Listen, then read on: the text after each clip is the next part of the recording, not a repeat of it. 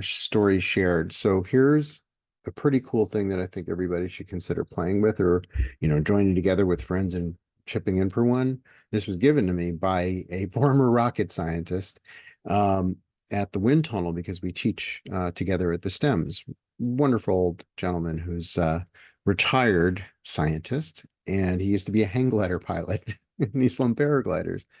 So yeah, great guy who's doing a good service to the world, at least for another year anyway. He said he's planning on retiring to some island soon. Um, so anyway, I just think it's a cool concept to have a wind meter. Obviously, for paragliding and kiting and things like that is a good idea, but also on the drop zone. Let's time the gusts. Let's figure out what is okay and what isn't, and let's do the math to figure out what that means. Of course, even that there's limitations because if it's a windy day and you get a spot that's downwind, you can't unfold a really good pattern, even if you planned it well. So um, I just I have been thinking that would be a benefit to our sport if we were to start using anemometers a little bit more.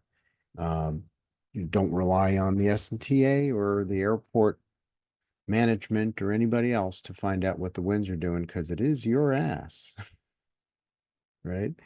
And it would be very interesting, I think, to even look into where there's venturis, narrowing passages that with escalation and velocities, and things like that, and where the wind is dead, for instance. Let's set up more flags out there in the field and see where the airflow is going, so we can learn more. It's that boots on the ground information that will be a direct measurement of the truth of what the sky actually does, or at least what it did on that day, and you can plan accordingly. So that's my thoughts for the evening. Have a wonderful night.